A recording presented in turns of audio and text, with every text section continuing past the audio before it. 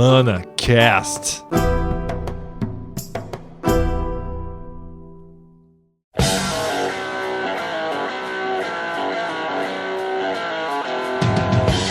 Começa mais um capítulo do ManaCast Brasil, capítulo número 4, vamos falar de formatos competitivos.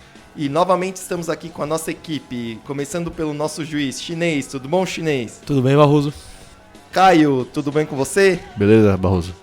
Guento, e aí, tudo bem? Beleza, Barroso. Antes de entrar no tema principal, eu gostaria de fazer um comentário que nos deixou bastante animado, que ficamos bastante felizes. Nós ficamos em primeiro lugar no ranking de podcasts no mundo na categoria Hobbies e Jogos. Então, uma salva de palmas aí pro nosso desempenho. E tudo isso é graças a vocês, ouvintes, que estão prestigiando a gente, que estão comentando, estão curtindo e estão desfrutando aí desse conteúdo que a gente faz com uma maior qualidade e com todo carinho. Muito obrigado a todos vocês e espero que continuem ouvindo e gostando, compartilhando e comentando.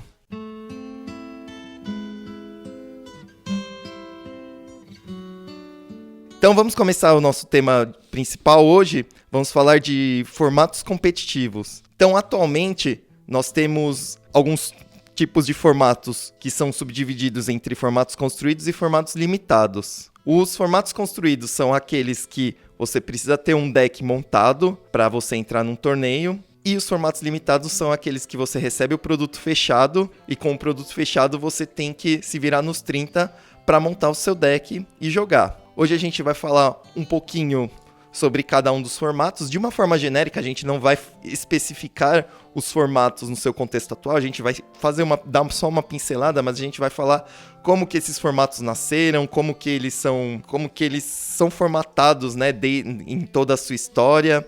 E vamos comentar alguns formatos marcantes. Então vamos começar pelo Standard.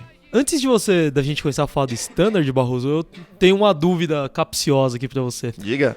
Você acha que cubo é um formato construído ou limitado? É um formato construído. É um formato limitado especial, com o que eles chamam de seeded pool, né? Que é uma pool já pré-definida. Então fica aí o comentário do Chinês sobre o cubo, que eu não sabia, que é um formato limitado, chamado seeded. E tem uma curiosidade, o cubo, apesar de ser um formato casual, considerado casual pela maioria dos jogadores, já teve um Pro Tour que foi jogado em cubo. Alguém se lembra da mesa? Não tô lembrado agora não. O primeiro Worlds na formatação nova teve um cubo. O primeiro draft foi de cubo. Ah, é verdade, não, me lembro, agora eu me lembrei. Inclusive o cubo que foi lançado no mall e aí tinha um Power Nines, não foi? Isso, era um cubo Powered. Não teve uma recepção muito boa por parte dos jogadores. Eles achavam que era um formato que não tinha muita relevância para um Pro Tour, então acabou sendo destituído no seu ano seguinte. Mas fica aí de curiosidade.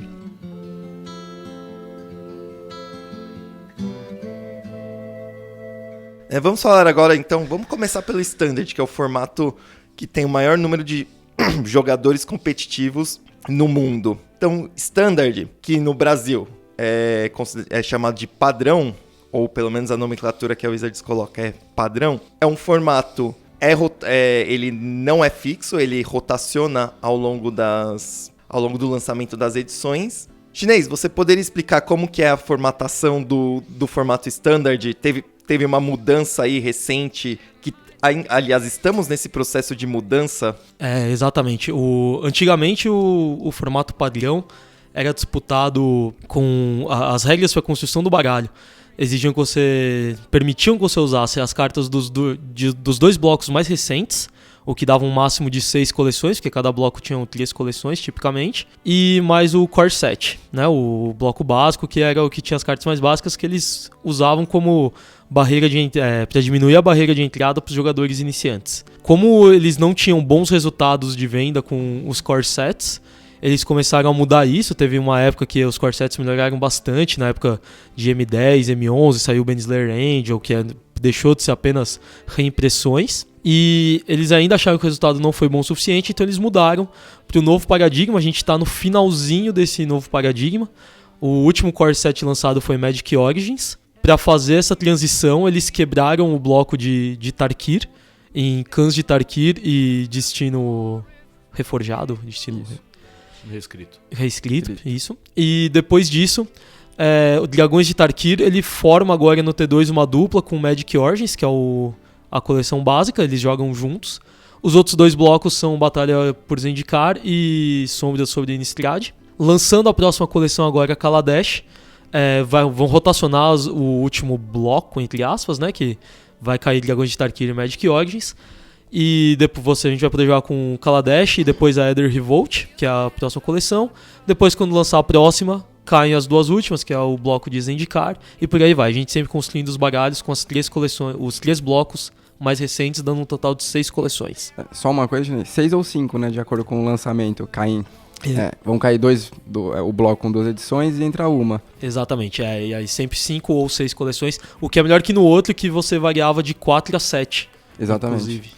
E tem uma outra característica que mudou. Antigamente, a duração de um bloco no ciclo do Standard era de 2 anos. Então, por exemplo, vamos pegar a coleção de Teros. Ela foi lançada em 2013 e jogou até 2015. Nessa nova formatação, a duração de um bloco é de 1 ano e meio. O Standard ele tem maiores mudanças no estilo de jogo, nas cartas que jogam no formato, e isso dá uma diversificada, ainda que tenha um ponto que os jogadores acabam reclamando, que é a questão dos gastos que você tem com as cartas. Com essa mudança, o ambiente ele vai acabar ficando mais rotacionável, né? Os decks vão se mudar com muito mais agilidade, ele não vai ficar tão estagnado naquele Esper Dragons que jogou por 2 anos durante os blocos em que as cartas eram válidas, né? Apesar sim de que você vai acabar impondo, né, um pouco mais de dinheiro aí para poder ter as cartas que vão estar jogando sempre, né? Isso parcialmente, porque enquanto mudou o tempo de rotação, agora pelo menos as cartas têm um período mais homogêneo, né? Antes, por exemplo, Teros jogou por todo esse tempo. 3 meses depois lançou Born of the Gods, né? O Nascimento dos Deuses. Sim. E 3 meses depois lançou a Jornada Anix. Então, assim, a última coleção do bloco, ela jogava 6 meses a menos que as outras coleções. Uma coisa que é boa, né? Apesar da gente gastar mais dinheiro pra jogar T2, no final das contas, sempre chega aqui naqueles últimos meses da rotação que a gente não aguenta mais ver uma carta específica ou algum deck, por exemplo, o Bunch Company, que a gente não aguenta mais jogar, né? Contra e com. Comando de Dromoka. Comando de Dromoka, então a rotação menor acaba ajudando um pouco nesses últimos meses de T2 que você não aguenta mais jogar com um deck ou contra. Com certeza, isso muda bastante, principalmente para quem tá no circuito competitivo. E outra coisa, assim, outro interesse da empresa que é atendido com essa nova rotação, as pessoas pressionavam, existia muita pressão sobre as histórias que estavam sendo contadas no jogo, a lore, e a partir de agora eles passam a ter 2 mundos para se visitar por ano, ao invés de um só, que antes seria um mundo do bloco e mais o Core Set. A partir de agora eles têm 2 blocos diferentes, 2 mundos diferentes, então eles contam o dobro das histórias. Tem um aspecto interessante do Standard quanto ao desenvolvimento de cartas. A equipe de pesquisa e desenvolvimento da Wizards, responsável pela elaboração das cartas e dos blocos, ela o executa especificamente para atender 2 formatos. O formato limitado daquele bloco e o formato padrão. Ou seja, todas as cartas que eles lançam, eles fazem testes levando em consideração o formato limitado e o formato standard. Eles não pensam, eles até chegam a cogitar que uma carta tenha potencial para jogar outros formatos como Modern ou Legacy, mas eles não chegam a testar efetivamente, e eles acabam fazendo esse controle através da lista da banlist, né? A lista de cartas banidas e restritas dos formatos. Isso a gente vai falar um pouco mais quando a gente chegar nos formatos. Se bem que a gente pode falar agora também que tem a lista de cartas banidas e restritas é uma lista que tira uma carta de um determinado formato, proíbe o uso dessa carta naquele formato. Isso não é usualmente comum no Standard. Eles consideram razoavelmente inaceitável que uma carta seja banida no Standard. Então, assim, se alguma carta passa por isso, geralmente eles chamam até eles nomeiam a carta ou o deck e falam que foi o inverno, assim, a época que não floresceu. Eles falam muito do Mirrodin Winter, né, que foi a época do Affinity, que foi um deck predatório, e eles foram tentando banir carta, até que acabou banindo quase tudo para totalmente inviabilizar o deck. Tem exemplos mais antigos, na época de Urs, mas eles consideram o trabalho deles bem mais amador na época, porque eles não tinham um desenvolvimento bom dele. E bem recente, assim, por assim dizer, foi o Jace Mind Sculptor e a Stoneforge Mystic, que, assim, o pessoal reclamou tanto e por tanto tempo que eles acabaram banindo quando já estava com a coleção formada. Faltavam 3 meses para rotacionar essas cartas do T2, mas era tão forte a dominância que eles acabaram banindo, mesmo faltando só isso de tempo. Deu muita repercussão negativa, então é por isso que eles têm todo o cuidado do mundo para que esse formato seja melhor. Assim, é um formato onde você não quer realmente que seja necessário esse tipo de ação para controlar. Eu acho que se você... quer dizer, na verdade o pensamento da Wizards aí é como se fosse um erro de projeto, né? Você lança uma carta que ela tende a ficar no T2 por um período aí da coleção inteira, 1 ano e meio, 1 ano e 2 meses, o que vai acabar ficando após esse bloco, esse rotacionamento novo de blocos. Eu acho que é como se você tivesse antecipado o prazo de validade da carta. Então a pessoa vai lá, gasta dinheiro, investe e você acaba montando um deck especificado de uma carta que vai parar de funcionar especificamente quando se aquela carta for banida, né? Então eu acho que isso é muito preocupante, mas hoje o trabalho da Wizards, eu acho que tem tantas pessoas por trás disso, revendo cartas, fazendo os testes, que hoje eu acho que é bem difícil de acontecer um erro igual aconteceu no passado. É que o Standard é o formato de entrada, é o que tem dos formatos construídos, ele é o que tem a pool mais limitada de cartas para você escolher. Então é natural que qualquer iniciante que esteja começando os torneios prefira esse formato. Meio inaceitável que você compre um booster na loja da coleção mais recente e aí você tira uma carta e você não possa usar ela, né? Então, assim, muito mais do que... Talvez no nível competitivo isso seja importante para melhorar a diversidade, mas do ponto de vista assim, empresa, não faz nenhum sentido, né? Você querer assim, eu quero a melhor carta da edição, tire ela, então não pode usar no torneio. E ainda nesse mesmo assunto de banlists, é até uma coisa curiosa antes da gente passar ao próximo formato, mas porque eles consideram que Dig Through Time, né, e Treasury Cruise, o Cruzeiro do Tesouro e Escavar as Profundezas, não lembro o nome de Dig em português, mas essas duas cartas elas foram totalmente justas no T2, na medida do possível, viram muito jogo sem chegar a degenerar o formato, ao passo que elas são banidas em todos os outros formatos, em Modern, Legacy. Acho que no Vintage talvez seja só restrito, porque lá nada é banido. No Vintage é restrito. O Cruise, se eu não me engano, o Dig é banido. E eles consideram, ainda assim, que foi um sucesso essa carta. Assim, não, beleza, no Modern a gente pretendia mesmo, se saísse do controle, a gente tirava do formato, mas no T2, que é o nosso foco, funcionou perfeitamente. Caio, fala um standard que foi marcante pra você. Por eu estar jogando competitivo há pouco tempo, o standard que eu mais gostei de jogar foi o de pouco tempo atrás com o Jeskai Black mesmo. Por ser um deck que eu consegui entender muito bem de como jogar e ele se comportar diferente contra diversos tipos de deck, eu gostava dessa característica.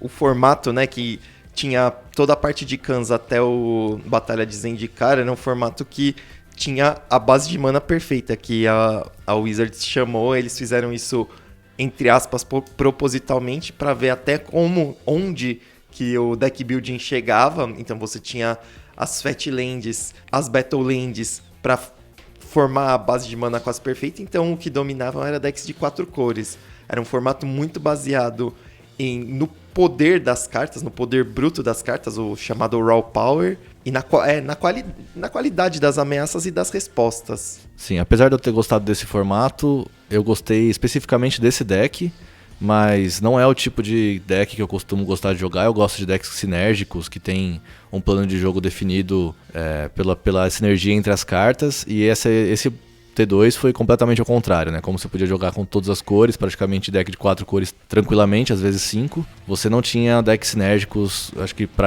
só o Rally, né? E os outros decks eram só realmente cartas boas de todas as cores que você pudesse usar. Guento, qual o standard que mais te marcou? Teve alguns decks standards que eu achava muito bom, assim, e me deram bons resultados, mas acho que sem dúvida O melhor que eu joguei foi o Affinity mesmo, que na época a gente chamava de GAT. Então você gostou bastante da época de Mirrodin, essa época que o deck era super OP, né? Super overpowered em relação ao resto. Sim, essa época foi o primeiro deck, na verdade. Eu comecei jogando competitivo com o W Control e logo em seguida já passei a jogar de Affinity, porque na época mesmo, quando foi lançado o Mirrodin e o Affinity apareceu, o deck era impossível, o W Control não conseguia ganhar do Affinity de jeito nenhum. É um deck muito rápido, então foi uma mudança muito brusca num formato que estava bem estagnado na época. E o deck realmente tinha um poder que era impressionante, era simplesmente ou você jogava de Affinity ou você jogava com alguma build contra Affinity. Chinês, qual o standard que te marcou? O da primeira Ravnica, com certeza. Ele tinha toda a quantidade de estratégias que foram viáveis naquela época. Ele tinha também essa questão da base de mana permissiva para a época, você tinha muitas opções. E eu lembro que assim, era um standard que tinham muitos decks Tier 1. Você jogava com Angel Fire na época, que era um deck vermelho, azul e branco de controle. Você jogava com um Boros um pouco agressivo. Você jogava com um deck de Gru muito mais agressivo. Você jogava com um Zul, que era a mistura do Boros com o Gru, né? Vermelho, branco e verde. Também muito bom. Você tinha o deck verde e branco, que era forte também, com o Loxodonte. Você tinha o Project X, que era o verde, branco e preto, que hoje a gente chama de Abzan. O Magnívoro, que acho que foi o deck que mais teve sucesso na época, o mais vencedor dessa época. Tinha o Solar Flare. O Solar Flare, assim, basicamente, acho que foi quando eles começaram a ter essas cartas de 6, 7 manas foram mais jogáveis, os cinetes ajudavam muito. Eu acho que o Power Creep era muito alto, assim, ó. O T2 daquela época provavelmente é muito forte em relação aos T2 de outras épocas. Só que eles conseguiram fazer de um jeito assim muito balanceado, no sentido de você não tem que jogar com o melhor deck. Você tem algumas cartas que se focam em todos os decks, como Lightning Helix, né? Era S de raios. Jogava muito forte, tanto como porque um burn de 2 manas sempre viu o jogo, como Incinerar nos decks agressivos, mas também era uma excelente ferramenta de controles, até hoje é no Modern. Tinha o Remand também, a outra carta que joga no Modern até hoje. Sim, pra mim é aquele T2, as Shocklands, que basicamente se você pensar no Modern, já vê que tem um monte de carta de Ravnica que joga ainda. Eu gosto de pensar no Modern como como se fosse Ravnica e Zendikar, são as bases do Modern, assim, e outras edições completam. Da minha opinião, um standard que me marcou foi o standard de Alara.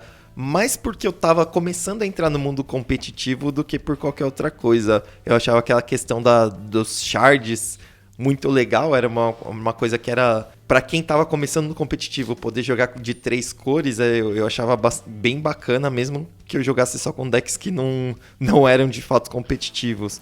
Mas eu acho que é um formato também que marcou época, porque tinha a Reflecting Pool ainda de Shadowmoor, então tiveram os decks de 5 cores, mas decks de 2 cores também jogavam na época. Naquela época tinha o BG Elvis, tinha Isso. o Mono Red, tinha o Fadas. Tinha o BW Tokens. BW Tokens, exatamente. O Five Colors. O Cruel Ultimate. Cruel Ultimate. Então, era, digamos assim, apesar dele ter a mana de perfeita, você tinha uma viabilidade aí de estratégias muito abrangentes. Você podia jogar de agro lento, agro rápido, control.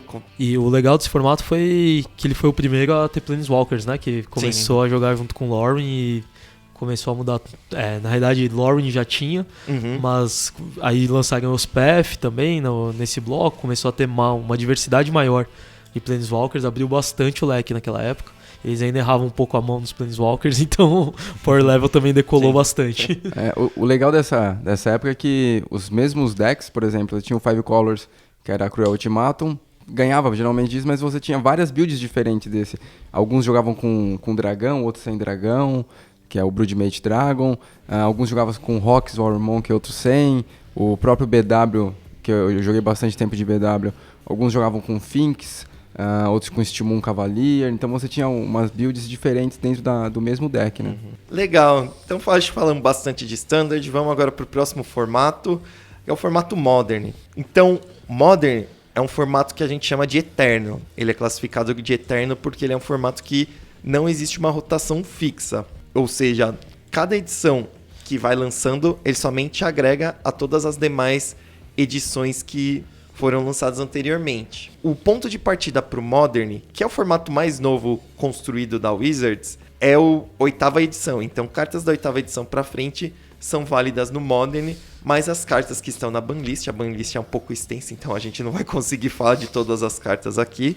Uma coisa legal do Modern é que ele começa em 8ª edição, ele tem esse nome porque ele usa o layout moderno, que hoje a gente chama de layout antigo, porque a gente já tem um terceiro layout jogado em cima, né? Então, assim, você tem aquelas cartas muito antigas que boa parte das pessoas talvez nem conheça de tão antigo que é. Depois disso a gente tem o formato, o layout que pra mim é novo, mas pra maioria das pessoas é o velho.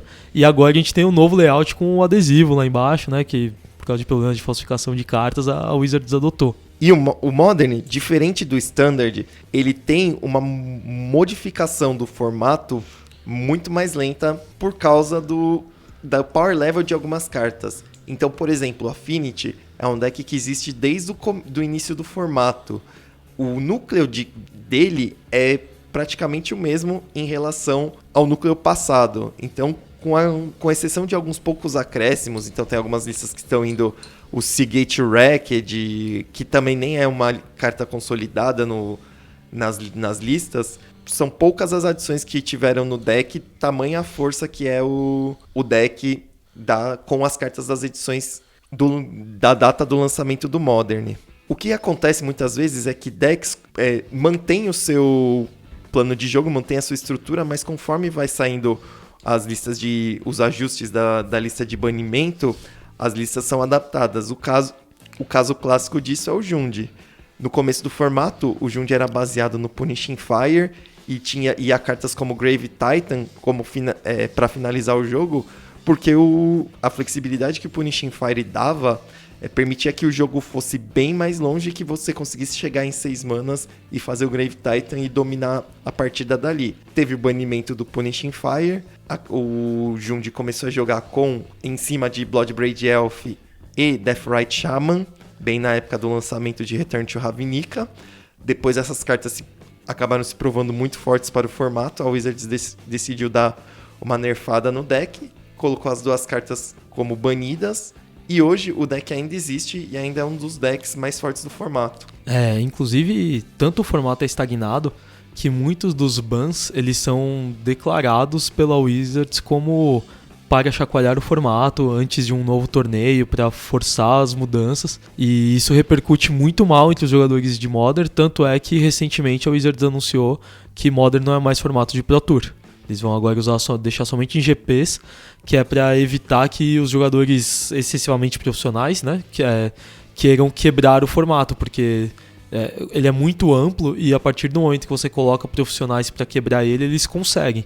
E aí começa a dar todo tipo de problemas, tem que banir, as pessoas não gostam porque elas querem jogar com o melhor deck, elas nunca sabem qual é. Então isso aí foi feito com essa intenção. Inclusive é um dos motivos pelo qual não tem torneios grandes Commander.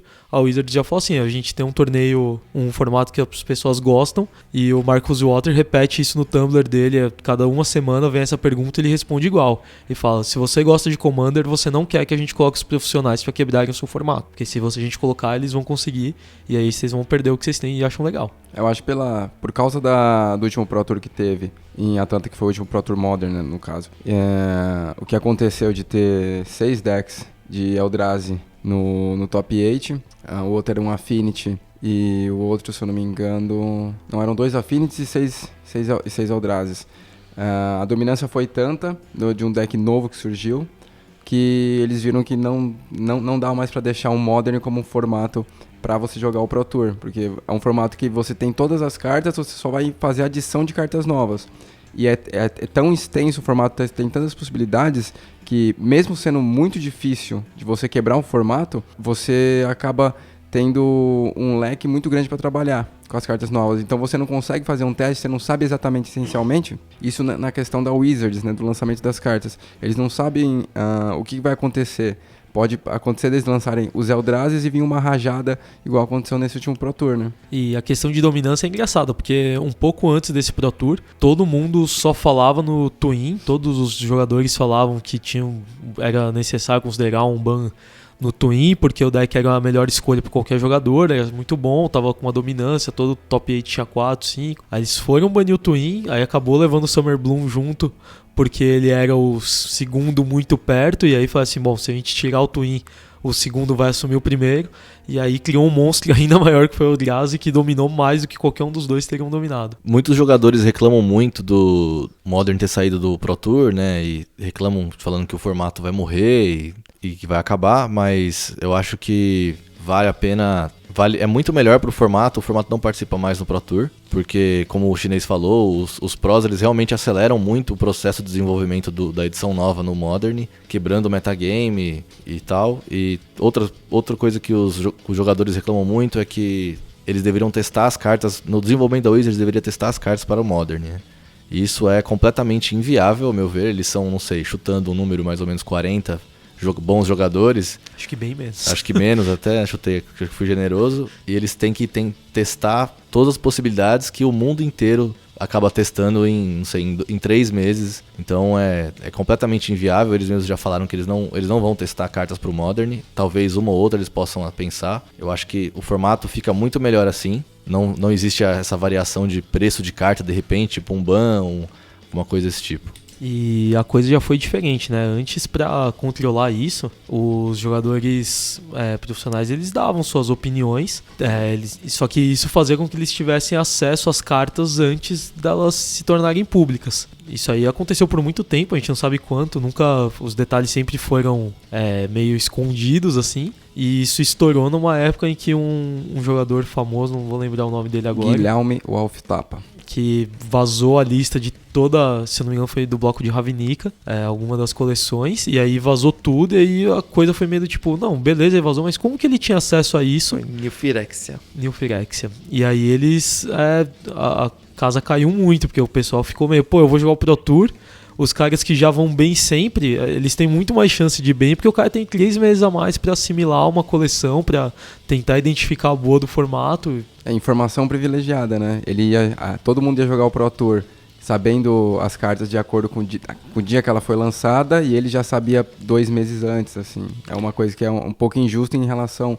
até porque é uma das explicações que funcionários da Wizards não podem jogar torneios profissionais, GPs, Pro Tours. Eles eram consultores, né? Mas não deixava de dar uma grande vantagem. Tocando um pouco no que o Caio falou sobre o desenvolvimento não ser levado em consideração Modern, a gente está agora mais ou menos no 1 mês e meio de lançamento, mais ou menos na metade do lançamento da edição de Eldritch Moon até sair Kaladesh, e a gente viu que Eldritch Moon está impactando bastante no Modern.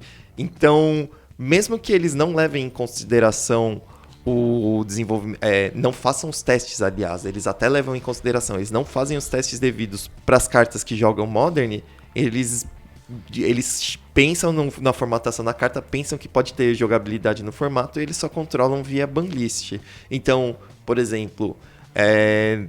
a gente vai falar um pouco mais sobre as notícias da semana, mas nós tivemos várias listas utilizando as cartas Green Flare, utilizando Collective Brutality, ou seja, cartas das edições novas que são lançadas e estão se encaixando no Modern e estão vendo o jogo.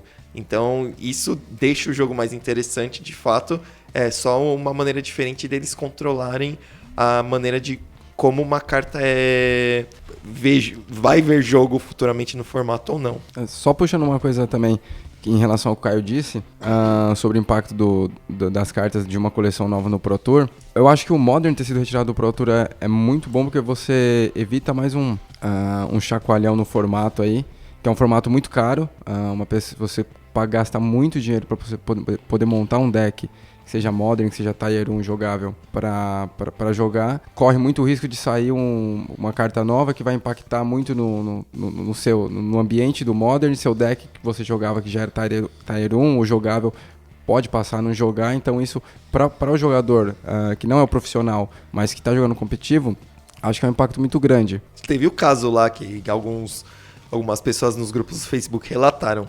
A pessoa foi lá, mesmo montou o Birthing Pod foi banido, sem ele ter jogado nenhum campeonato. O que ele fez? Vendeu todas as cartas e montou o Twin. Quando terminou de montar o Twin foi banido. Então isso realmente não é bacana do ponto de vista dos jogadores semi-competitivos. Isso quase aconteceu comigo, né? Eu voltei a jogar competitivo, fiquei sabendo que teria uma temporada Modern, já tinha jogado com o Birthing Pod algumas vezes, fui e montei o deck.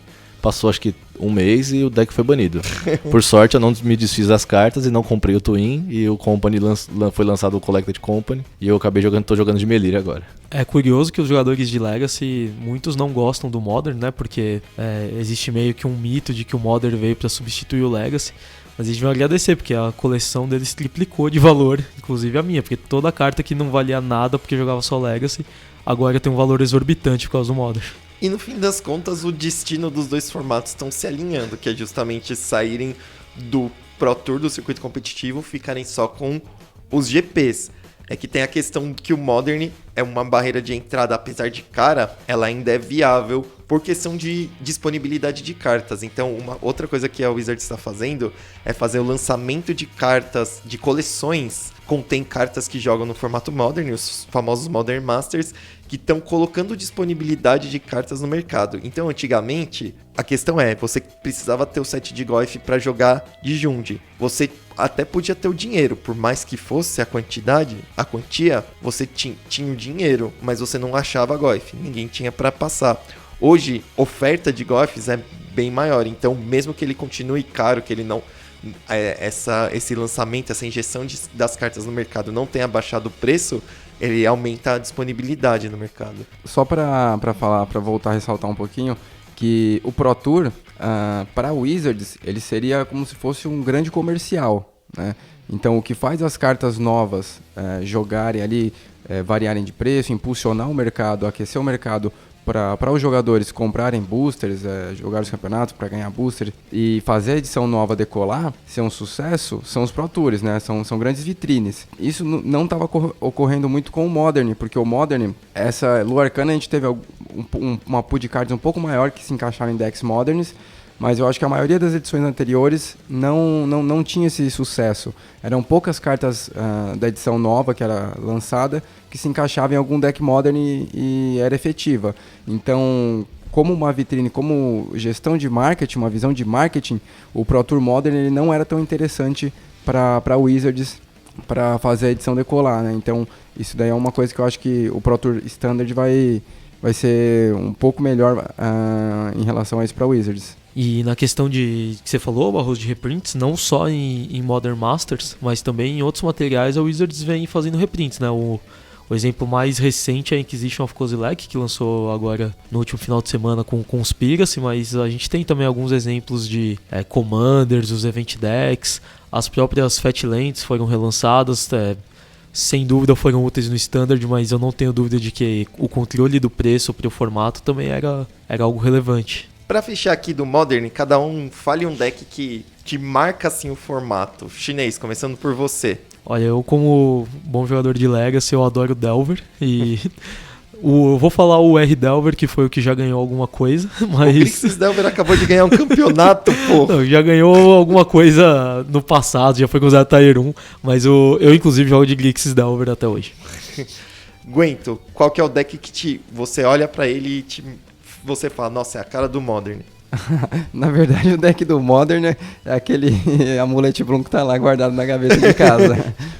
A última vez que eu embaralhei ele, que eu coloquei na caixinha, tá lá do mesmo jeito. Desse Modern atual, não tem muitos... Não tem, acho que, nenhum deck assim que me agrada. Então, o deck Modern que eu gostava bastante é o Amulet Bloom. Uhum, é justo. Tô falando de um Modern de toda a história. Eu não preciso dizer nada. O deck que eu gosto hoje em dia é o Melira Company, né? Jogava de Birthing Pod, sempre joguei. O deck se assimila muito ao Birthing Pod antigo. Certo. Eu vou ficar com o Twin, né?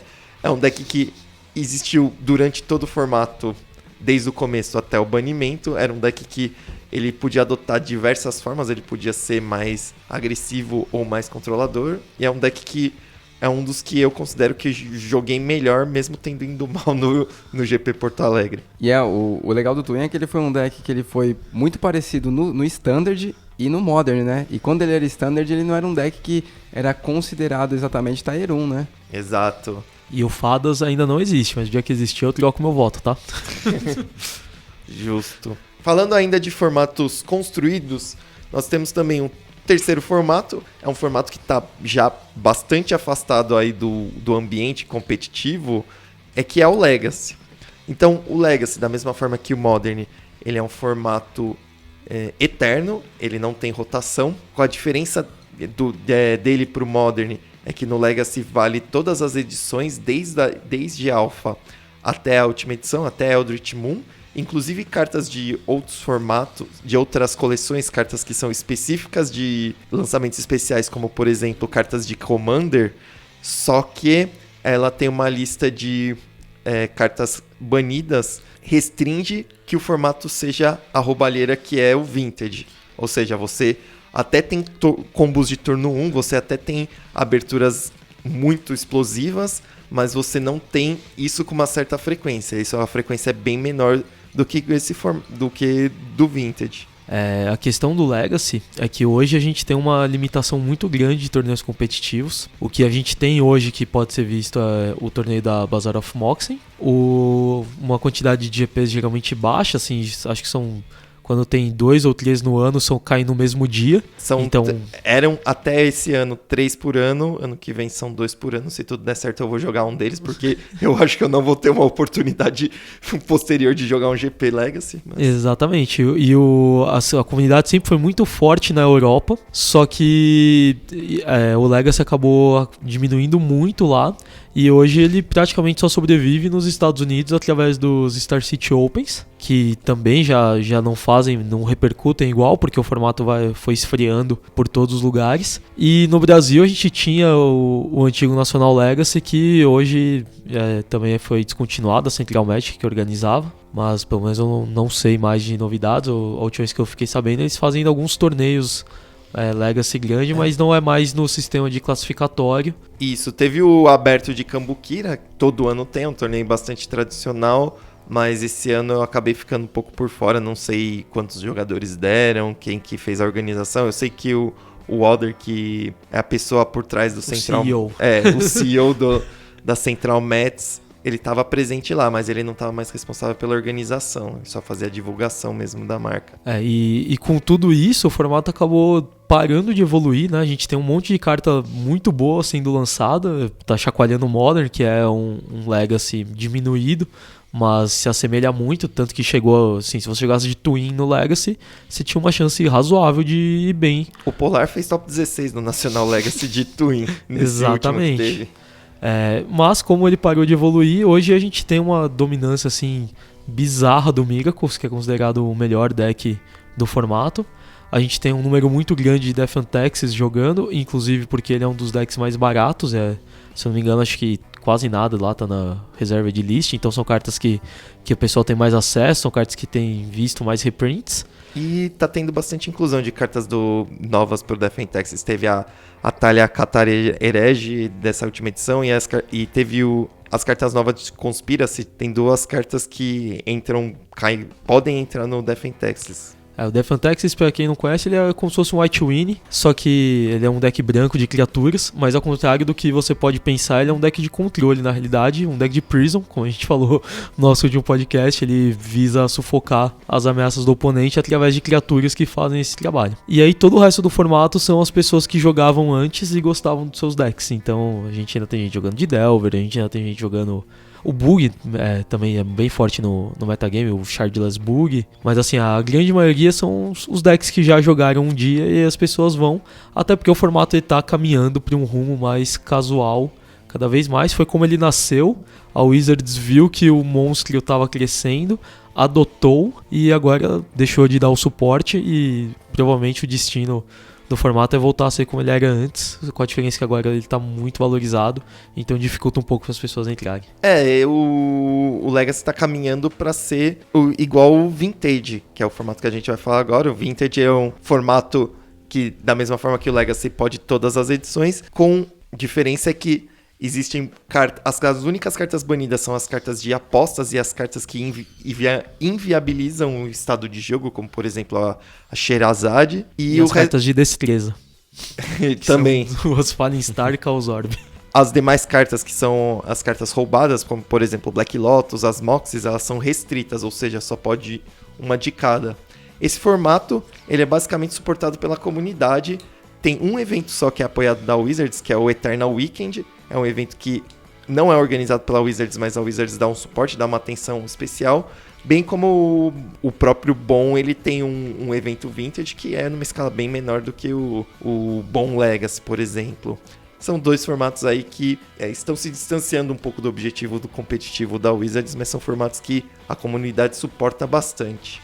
Inclusive, os eventos do Bon, né, da Bazaar of Moxen, eles são... É uma loja da França, para quem não conhece. E a França é considerado o berço do Commander francês, que eles falam. O Commander é um outro formato, que eu tô puxando as rédeas aqui para poder falar um pouco sobre ele.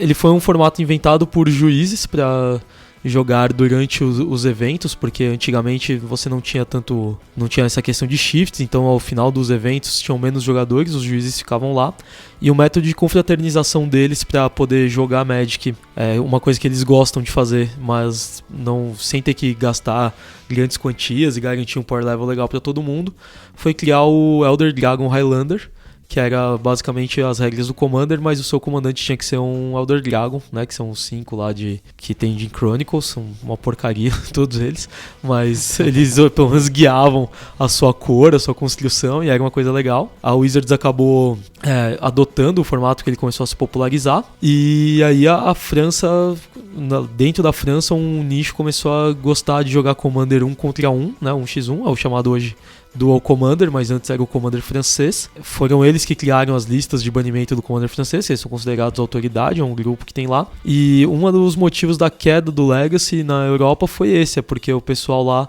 enxergou no Commander uma diversão maior, assim, uma possibilidade menor do formato se estagnar, e a partir daí eles começaram a usar as cartas que eles tinham na pool Legacy deles para montar os decks de Commander.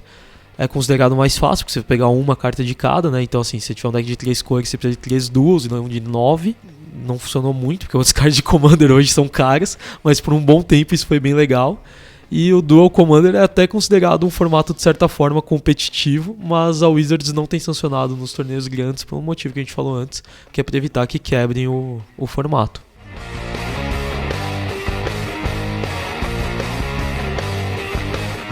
E terminamos aqui a nossa parte de explicação dos formatos construídos. Vamos falar agora do formato que nós temos um especialista aqui, né, Guento? Opa, nem tanto, né? Nem tanto. É o formato favorito do Guento, que é o formato limitado. É o formato que você constrói os decks com o que você tem, não com o que você compra. Fala um pouquinho aí sobre limitado, Guento, você que manja bastante. Tá sendo generoso, Barroso. Tá sendo generoso. Então, hoje a gente tem basicamente 2 formatos, né, de limitado que existem, 2 tipos de torneios para você jogar, que é o selado, onde você entra no torneio, você ganha um pacote de 6 boosters, e abre esses boosters e monta o seu deck, o seu baralho, com no mínimo 40 cartas, incluindo os terrenos básicos que você vai utilizar, com essas cartas que vieram nesses 6 boosters. E o outro formato seria o draft. O draft é um pouquinho mais complicado, mas acho que todo mundo deve conhecer. Você tem 3 boosters, abre o primeiro booster, escolhe uma carta e passa para a pessoa do seu lado. Os drafts, e faz isso com os 3 boosters até eles se acabarem. O draft ele é disputado com 8 pessoas, a mesa tem que ter 8 pessoas para você jogar o draft.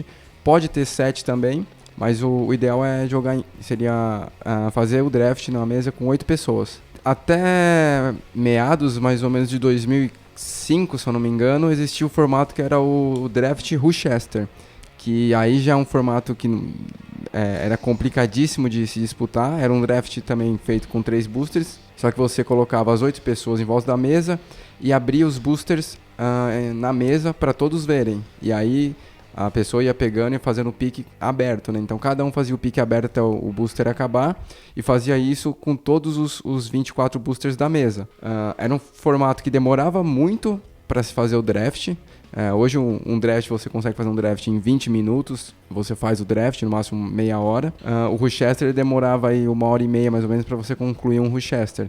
E era, acho que, um formato com certeza mais difícil de se jogar, de se draftar, porque você estava vendo o que seus oponentes estavam pegando, você tinha que elaborar uma estratégia sabendo que tal carta não ia chegar em você, porque o cara do seu lado estava pegando a mesma cor, ou você não conseguiria mudar de cor igual você consegue fazer hoje no draft normal, porque você ia ser hateado pelo cara que está à sua esquerda ou à sua direita, então é um formato muito difícil de se disputar. E quando você ia jogar uma partida de Rochester, você inclusive sabia o deck do seu oponente inteiro, porque você viu tudo que ele draftou, se você tivesse uma nota mental. Não, só vale a pena dizer pro pessoal que tá indo jogar o pré-release, um pouco mais iniciante, quer aprender a jogar um draft, que é um formato mais difícil, requer um pouco de treino, que os decks têm 40 cartas, como o Guento falou, e geralmente 17 terrenos, 23 mágicas, né? Pode variar mais ou menos um disso.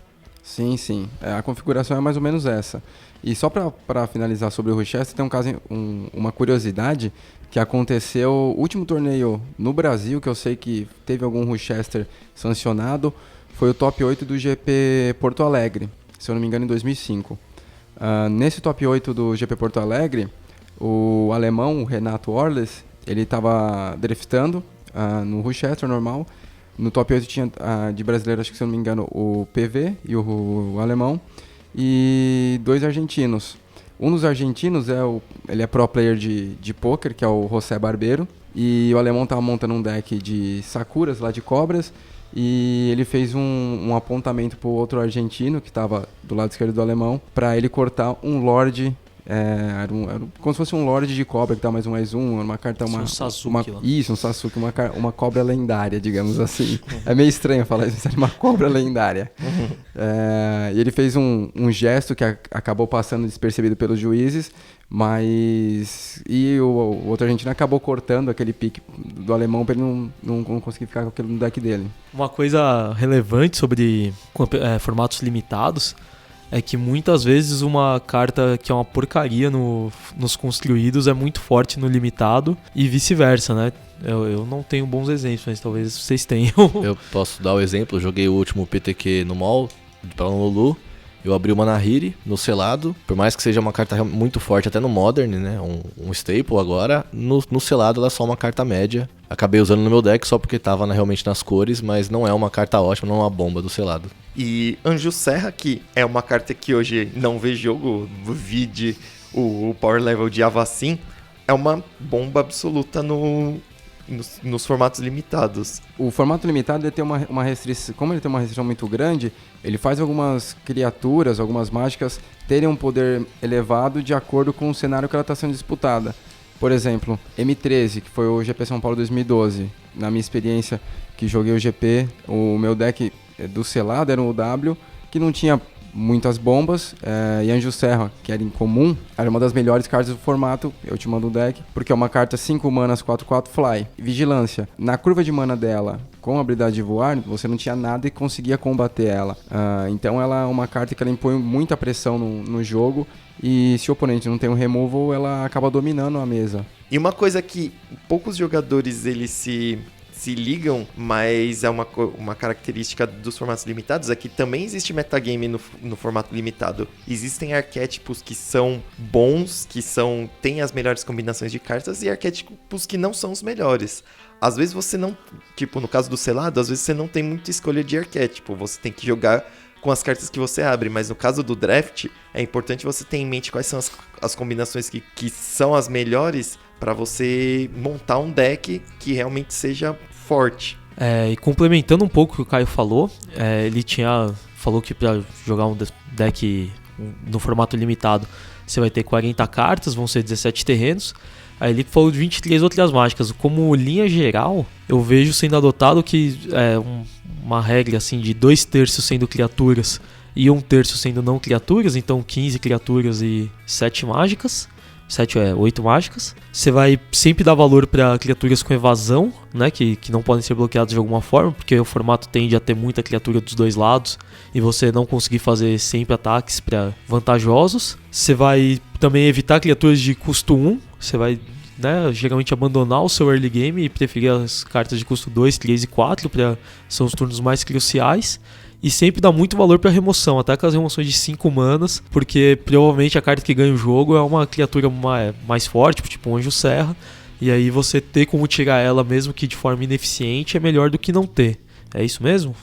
Basicamente é isso. Tem suas exceções, claro, né? Por exemplo, no formato antigo, no formato anterior, antes de Lua Arcana, a gente tinha o R-Spells, que era um deck que jogava com um número baixíssimo de criaturas e geralmente tentava jogar em cima da Rise of the Tides, que era a mágica que colocava os zumbis em jogo, né? De acordo com o número de spells, sorceries ou instant no cemitério. Mas isso era um dos arquétipos que é uma exceção, você não joga. Geralmente é isso, você tem que ter muito mais criaturas do que mágicas, porque as criaturas são o que efetivamente ganham o jogo, a massa crítica de criaturas é que faz você vencer, e a qualidade das criaturas, né? Então, basicamente, o que você falou é isso mesmo. Os formatos têm exceções, mas é mais ou menos isso. E 2 cores, né? 2 cores geralmente é o essencial, né? É o primordial. 2 cores. Tem formatos que exigiam ser 3 cores, que era o caso do bloco que era Gatecrash, Dragon's Maze e Return to Ravnica. Você dificilmente conseguia fugir de fazer 3 cores, por exemplo, num draft, quando era um booster de cada, porque você tinha muita carta multicolorida de 2 cores ou 3 cores, então você acabava sempre botando 2 cores como principal e uma como splash, né? Você não ia deep nas 3 cores, mas geralmente acabava ficando em 3 cores. Quando era só Return to Ravnica, 2 cores você conseguia suportar geralmente, porque você não tinha cartas de 3 cores, dá pra você fazer, mas é bom evitar, porque quando você faz um deck de 3 cores no limitado, você geralmente não tem muito acesso a lands que te dão esse suporte, que a gente chama de fixers. Então fica um pouco complicado de você jogar com 3 cores. Você vai montar, por exemplo, um deck branco, preto e vermelho, só que você tem só uma land que é preto e vermelha, você vai ter que colocar 6 montanhas, 5 planícies, 7 pântanos, então na hora que você abrir sua mão, provavelmente não vai vir um terreno de cada, então isso acaba dificultando muito. O ideal é você sempre montar deck de 2 cores. Acho que deu pra falar um pouquinho de cada arquétipo. Só para complementar, Barroso, falar que em cada Pro Tour tem a sua porção de limitado, que você tem 2 drafts, sempre da edição que está sendo lançada de acordo com o Pro Tour. A gente vai ter agora o Pro Tour no Lulu, que é o Pro Tour Kaladesh, onde a gente vai ter a porção construída que vai ser em Standard, né, em padrão, e a porção limitada que vai ser em draft da edição Kaladesh, que é a edição de lançamento do Pro Tour. Sim, todos os Pro Tours agora, até o momento, tem esse formato, então a porção limitada é no draft das edições e a porção construída é no formato padrão. Isso foi uma mudança que aconteceu depois do último Pro Tour Modern, que, como o Gwent comentou no início do episódio. Mas acho que foi legal, deu para dar uma pincelada sobre a estrutura de cada um dos formatos. Caso vocês tenham alguma dúvida, caso vocês achem que a gente devia ter abordado alguma coisa, mandem os comentários que a gente esclarece, a gente faz um comentário no próximo capítulo, a gente deixa um comentário na página, mas não deixem de interagir conosco e saber o que a gente acha. Barroso, antes de você encerrar só, fala aí qual foi a edição ou bloco que você mais gostou de jogar limitado. Acho que Shadows of Innistrad. Eu gostei bastante do bloco de Shadows of Innistrad. A que eu mais gostei de jogar limitado foi Rise of Eldrazi. Era um formato bem lento, que você conseguia jogar drop 6, assim, a maioria dos decks tinham 18 terrenos, eu gostava bastante. Eu gostei bastante de jogar o limitado de Battle of Zendikar e Oath of Gatewatch. Eu achei bem legal, assim, as mecânicas eram legais, tinha bastante variedade de arquétipo pra se jogar. O que eu mais gostei pessoalmente foi de Khans of Tarkir, antes de lançar Destino Reescrito, porque era um formato onde você conseguia fazer suporte pra várias cores, tinha um monte de carta morph, mas lembrando que eu nunca fui um jogador muito hábil. Legal. Meu negócio é esconder a verdade mesmo, fazer uma...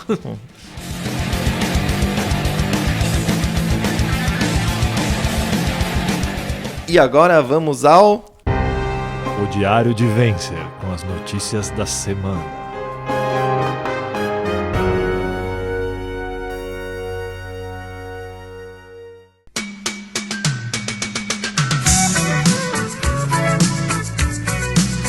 Neste final de semana, nós tivemos 3 GPs acontecendo quase que simultaneamente em 3 partes do mundo. Nós tivemos o GP Guangzhou, na China, fazendo a parte da Ásia.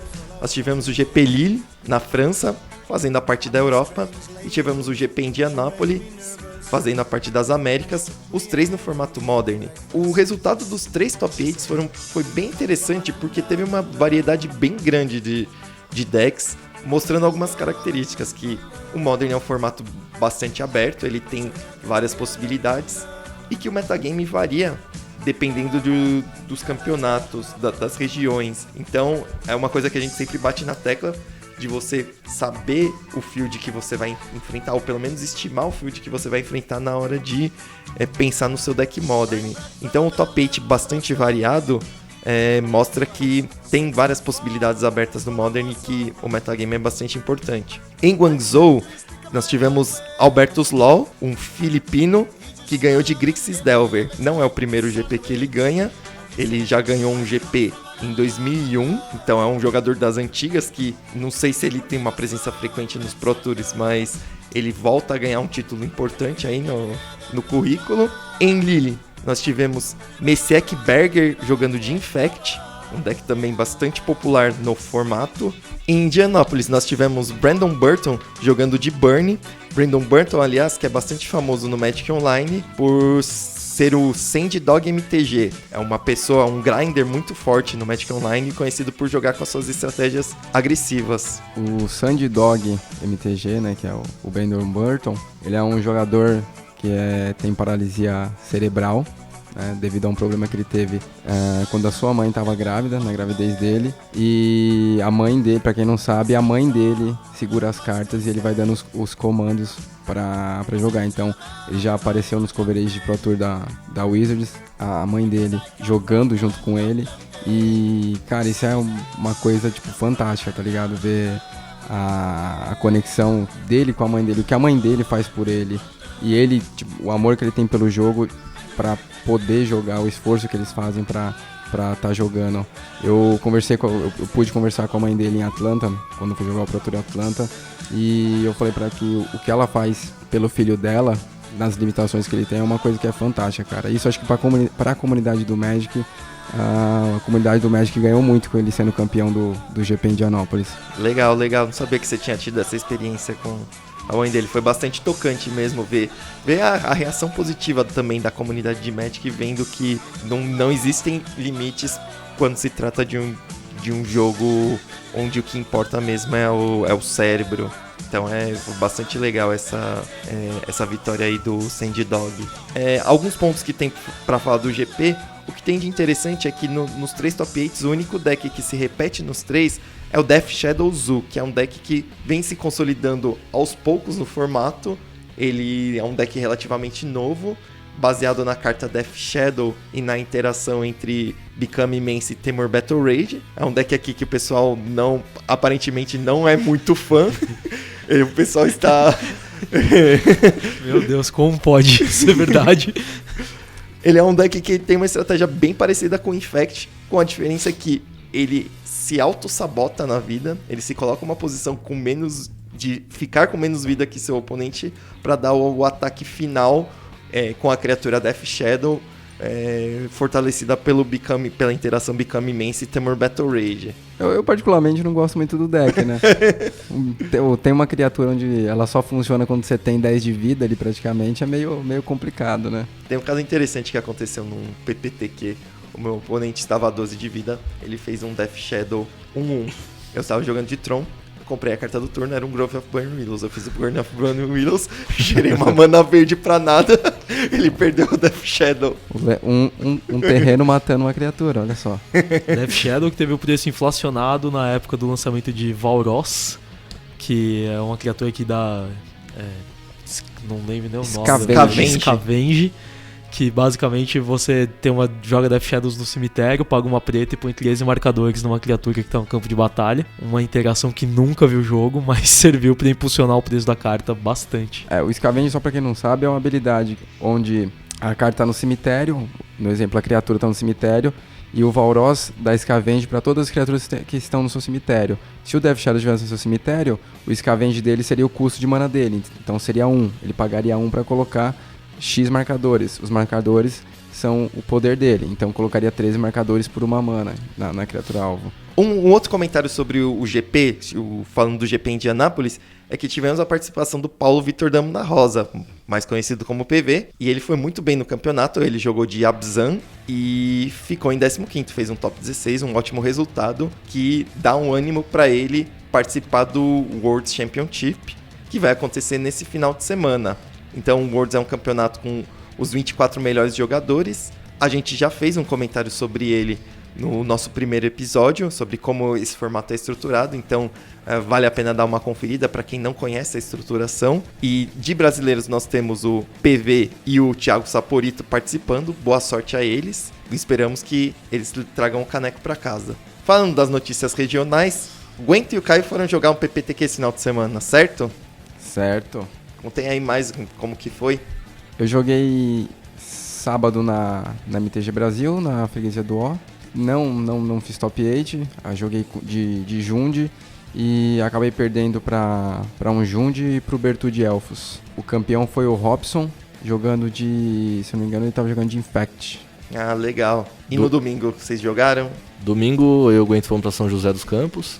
Jogamos na primeira rodada logo um contra o outro. Eu comprei Katak, Stone Silence no jogo 2 e 3, o Guento estava de Affinity, então eu ganhei. Exatamente. Parece justo.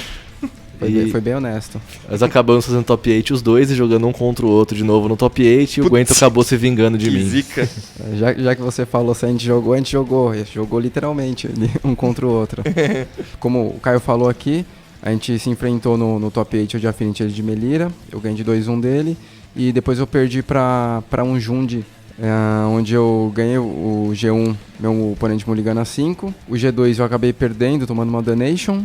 E o G3 eu equipei uma mão que tinha muito potencial. Eu possivelmente faria uma Blood Moon no turno 2. Eu tinha equipei uma mão com 2 Blood Moons, um campeão entalhado, um Vault Skirge, um tambor, e um ornitóptero e uma cidadela. Eu precisaria comprar um terreno ou uma Mox para poder fazer a Blood Moon, mesmo se eu tomasse um Seize ou um Inquisition, continuaria com outra Blood Moon, já que eu tinha 2. E acabei não comprando nunca o segundo land nesse jogo e acabei perdendo o jogo, infelizmente. Bad beat. E o campeão foi um Delver Grix também. O chinês acho que vai ficar feliz com isso. Legal, aí parabéns então aos vencedores dos PPTQs.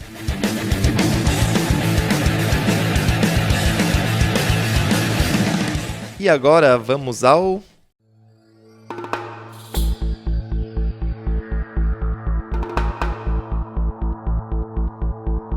O Grimório Silvestre.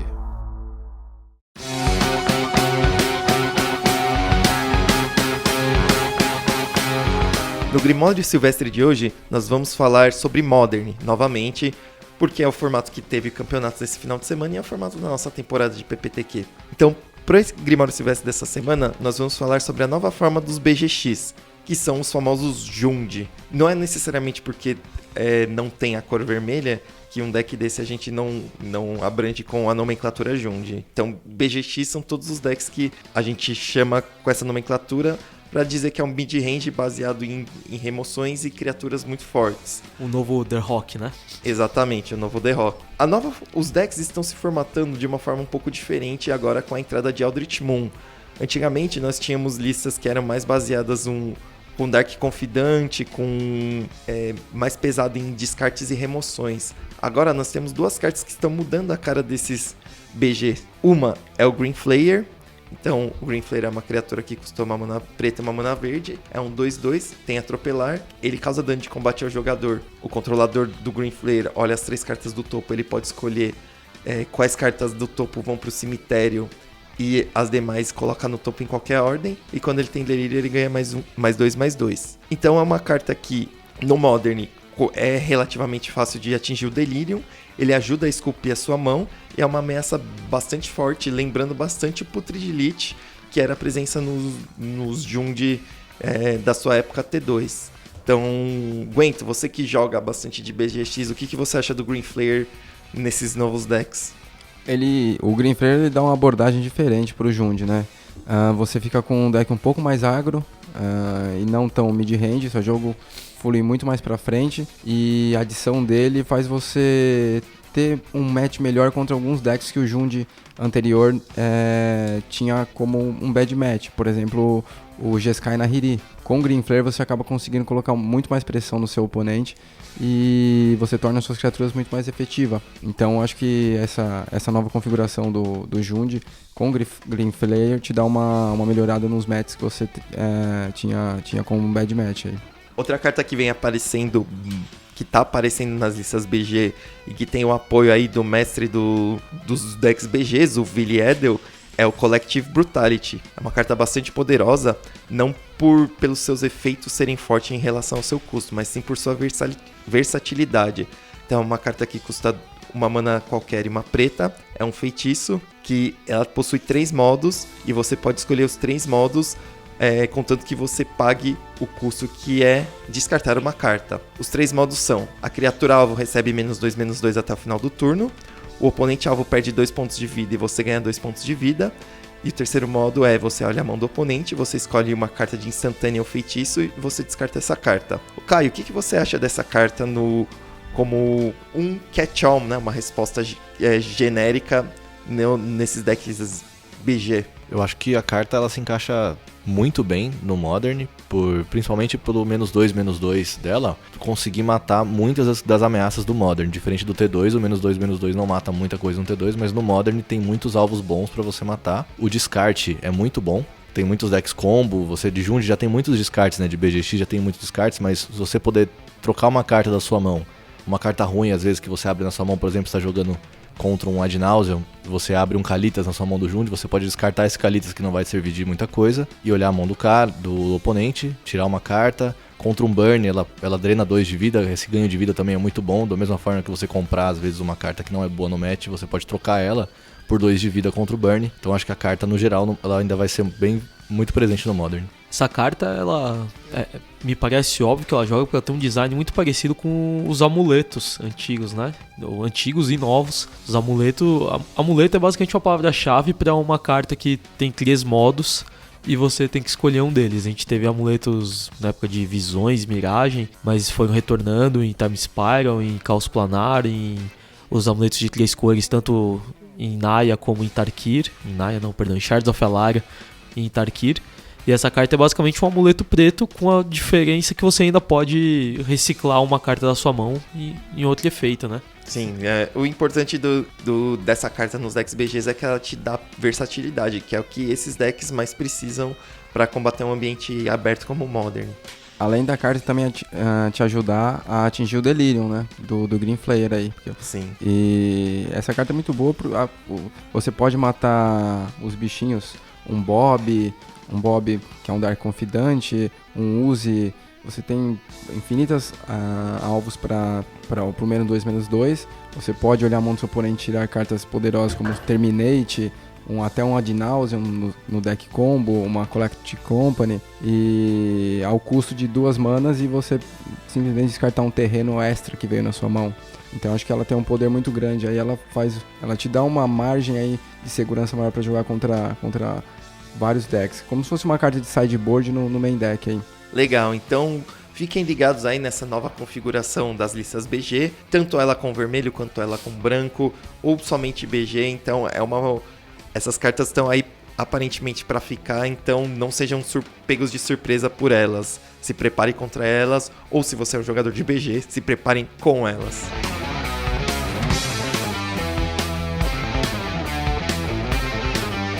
E agora chegamos ao... A Chancelaria Azorius.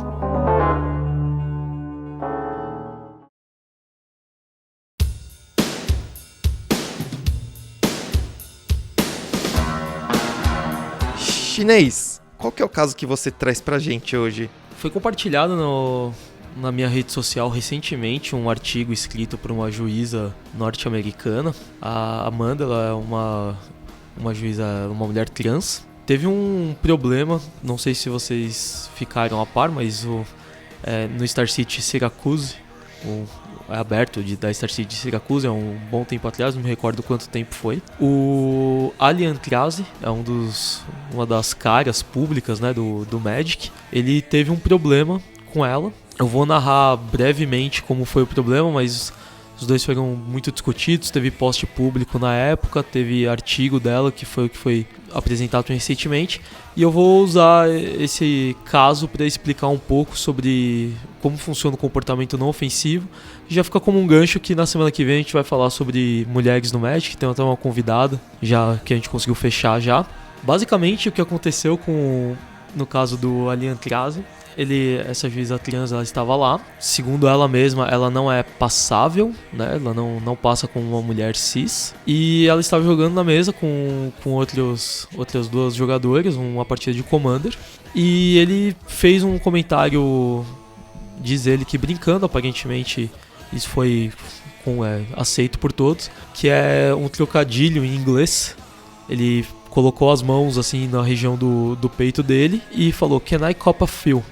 Cop a feel, eu não conheço honestamente a expressão como um todo, mas eu entendo que deve ser para apalpar no sentido estilo de um policial, por isso eu uso o termo de cópia, assim como se fosse uma revista. Na mente dele, porque era alguém vestido de mulher como uma piada. E ela se ofendeu muito, por isso ela foi falar com um juiz na época, na ocasião, e relatou o caso. E acabou sendo decidido que o Alian Krasi tomaria um match loss por Unsporting Conduct Major. Unsporting Conduct é uma das penalidades do IPG, que trata de atitudes antidesportivas que causam um nível de desconforto muito alto. Para explicar um pouco, se você está jogando contra o seu oponente e aí você dá uma compra de sorte, ele grita, ele fica irritado com você, isso é uma atitude antidesportiva menor. Você não pode se exaltar, você está aqui para jogar, somos todos esportistas. A partir do momento que o cara fala, pô, como assim você cumpriu isso, vou dar na sua cara, isso já gera um desconforto pra você que você não é obrigado a aceitar. Você tá lá pra se divertir, como todas as pessoas, e você, logicamente, não vai se divertir se você estiver se sentindo em risco. E o caso do Alian Krasi, essa brincadeira, por assim dizer, dele, foi enquadrado como um Sport Conduct Major. Ele recebe um match loss e ele também é obrigado a se retirar do local do evento. Então isso basicamente vira um DQ sem report, né? Você, apesar que os Sport Conduct Majors são relatados, você não é considerado desqualificado, mas você tem que se retirar do local para não afetar o nível de conforto da pessoa que você ofendeu. Esse foi o desfecho final, né? E eles ainda tiveram grandes discussões. Ali, em nenhum momento ele se mostrou relutante a aceitar o que ele fez. Ele pede milhões de desculpas e explica como ele realmente não devia ter feito aquilo, mas ele fez. E a posição da Amanda é de que o fato de ele não ter tido a intenção não muda a gravidade do ato. Então assim, fica até como lembrança, porque muitos de nós estamos acostumados com algumas brincadeiras que podem não ser aceitáveis em todos os ambientes. Esse foi o caso que pegou um top player, né, digamos assim, um jogador profissional, numa situação realmente complicada. O caso até hoje ele tem algumas repercussões, talvez quem tiver interesse pode procurar a respeito, achei que era uma curiosidade. Obrigado, Chinês, é um assunto bastante delicado, então tenham as atitudes corretas no torneio. Eu sei que às vezes é difícil, falando de frustração, você não soltar algumas palavras ruins, alguns palavrões, mas tentem se conter, não façam brincadeiras que você não sabe se o seu oponente ou se os demais jogadores ao redor não estejam confortáveis com ela. Se portem como você gostaria de ser respeitado num ambiente de jogo. Uma coisa que aconteceu no PPTQ domingo em São José, em uma das rodadas o meu oponente sentou na minha frente e colocou o deck dele na mesa, enquanto eu embaralhava o meu deck, meu oponente não se mexia, né? Eu achei estranho ele não embaralhar o próprio deck, e, bom, eu acabei pedindo pra ele embaralhar o próprio deck dele, né? Ele embaralhou, não sei se ele estava... Tô dizendo que ele estava roubando, ou eu acho que ele era apenas principiante, estava como se fosse um torneio casual, mas eu achei a situação um pouco engraçada. E no G2 de novo, depois de acabar o primeiro jogo, ele embaralhou acho que uma ou duas vezes no máximo e de novo não embaralhou o deck, eu pedi para ele embaralhar o deck de novo. Como que seria o procedimento no caso desse? Isso é um caso de insuficiente shuffling, né? Um erro de torneio, e o que a gente faz nesse caso é somente garantir que os decks sejam apresentados tendo sido suficientemente embaralhados. Porém, num caso desse, se o seu oponente simplesmente apresenta o baralho, talvez o juiz queira conduzir uma investigação breve para saber se ele realmente estava só distraído, né? Só optou por não embaralhar o deck na sua frente, ou se ele tinha de repente uma segunda intenção de que você não embaralhasse o bastante e o deck dele tivesse uma sequência de cartas boas, né? Digamos aí, compra ideal de repente, peça do combo junto, mas ele é obrigado a embaralhar, na sua frente, e se isso não acontecer, além de pedir pra ele, eu recomendo sempre que chame um juiz pra investigar. De repente, se ele estivesse tentando roubar e você só pedindo pra embaralhar e ele embaralhou, depois numa próxima rodada o juiz não tá sabendo disso e ele vai tratar como se fosse a primeira vez que ele não embaralha se o oponente chamar. Então de repente é legal sempre pedir pro juiz reforçar isso com ele, porque aí no caso de reincidência dentro do evento, o juiz já sabe que isso já aconteceu, já sabe que ele já ouviu isso, que ele não deveria ter feito.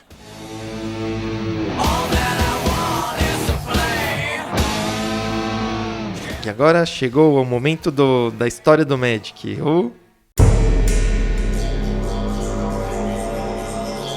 O livro de Jaindai.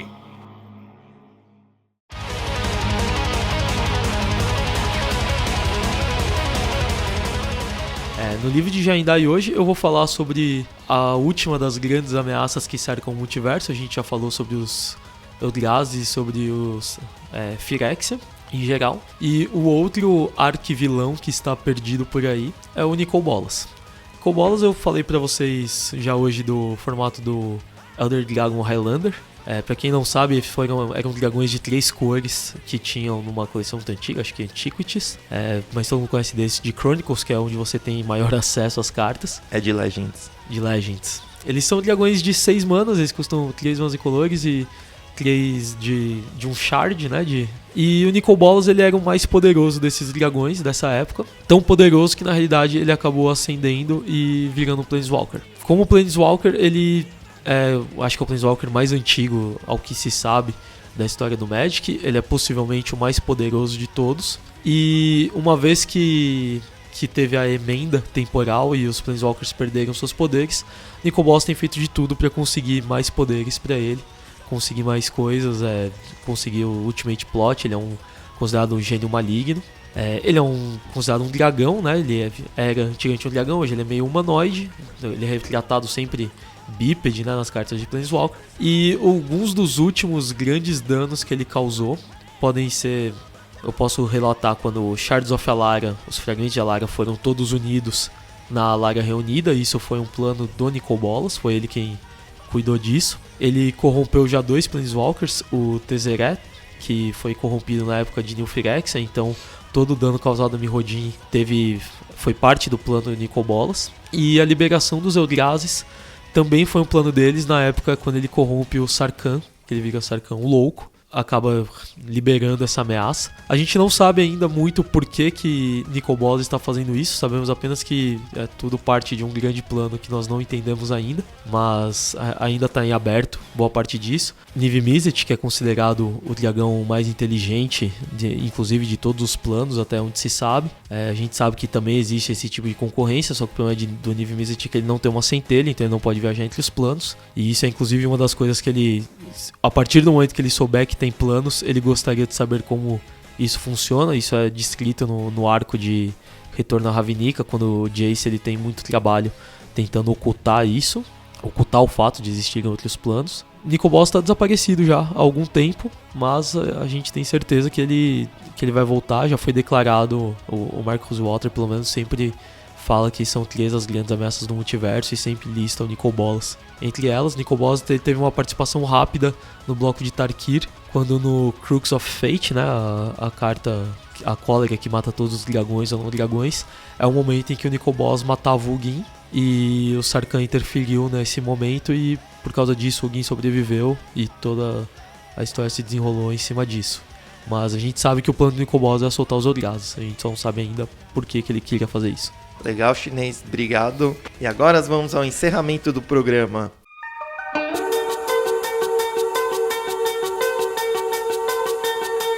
Muito obrigado novamente a vocês, ouvintes, que levaram o nosso programa à primeira colocação, então vale a pena mencionar de novo. Espero que continuem curtindo aí nosso programa. Novamente, parabéns aos brasileiros que vão participar do Worlds. Então, Bolov e PV, muito boa sorte e tragam um caneco para casa. muito obrigado, Caio, pela presença. Valeu, Barroso. Guento, muito obrigado. Valeu, Barroso. Obrigado a vocês. Hein? Boa sorte para nós três nos PPTQs desse próximo final de semana. A gente tá sempre batendo na trave aí, mas eu acho que tá bem próximo de conseguir a vaga. Vamos continuar nos esforçando e jogando aí. E Chinês, muito obrigado pela presença. Eu agradeço e eu queria lembrar a todos vocês que se vocês tiverem alguma dúvida de regras, eu tô sempre respondendo alguma curiosidade que eu trago ou que alguém da mesa me apresenta, mas se vocês gostariam de ter uma pergunta respondida ao vivo, manda ela pra mim, se ela for legal, com certeza ela pode aparecer aqui. Legal. Obrigado, pessoal, e até logo.